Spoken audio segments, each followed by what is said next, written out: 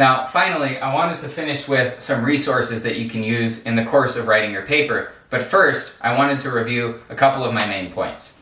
Remember, your job on this paper is not to prove something. Your job is to pick two competing policies and try your best to prove them both wrong and both right.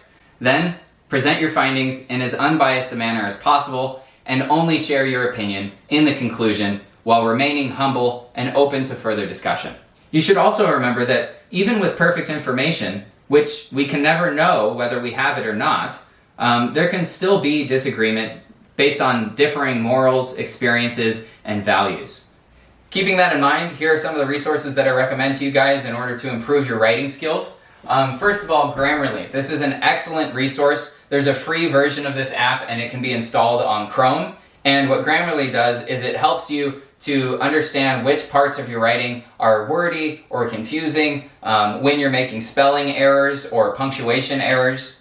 And it does this whenever you type online. So it gives you constant feedback to always be improving your writing skills. I definitely recommend using this for your essay. You can copy paste your essay onto their website and they'll give you feedback. But I also recommend that you just install it on your web browser, because that way you can always be improving on your writing in everyday things like emails. I also recommend that you take advantage of either physical or online dictionaries and thesauruses. It's very important to vary the language with which you describe and present your information. And so if you find yourself at a loss for words, literally, if you can't figure out another way to say what you want to say, look at a thesaurus, right? If you stumble across a word that you're pretty sure you understand, but just some doubt in the back of your mind, double check it in a dictionary. I can't tell you the number of times that students have used words like economical to mean economic, and those are very different words. So be careful not to misuse words, and verify and investigate for similar words to vary your diction, which means word choice. Additionally, the Writing Center is a great resource. They'll help you look at your essay and find areas of the essay that can be improved and help you work through that.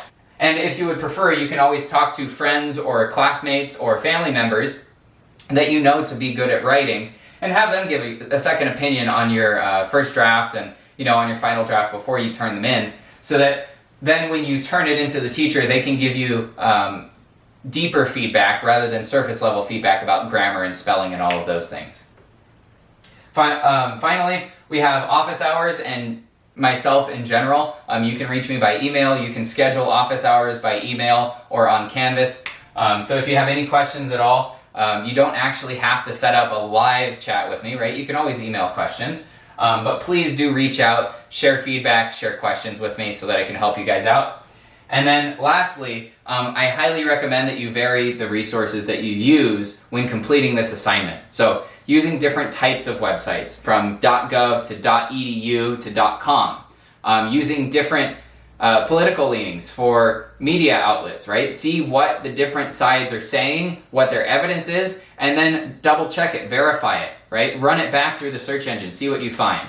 And on that matter, search engines can be biased as well, especially if you are signed into them, because they tend to give you the results they think that you are searching for, right? So if I search the same search term as all of you, we're going to get different search results on the first page. So I would definitely recommend trying your searches in different search engines and in incognito mode versus not in incognito mode. This is a way that you can ensure that you're getting a variety of information.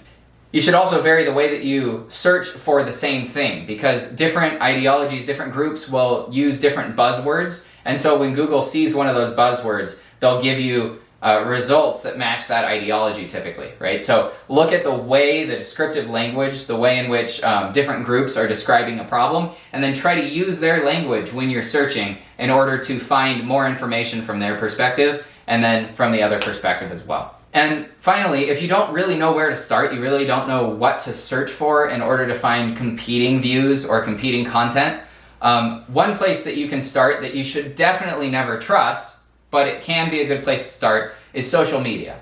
If you go onto social media on Instagram and you find a page that is counter to your position, the information they're presenting can be really useful even if it's not verified, because it can lead you down rabbit holes that will teach you buzzwords and what types of claims and arguments that site is actually making, so that you can then properly verify it using a search engine like Google, Bing, or DuckDuckGo.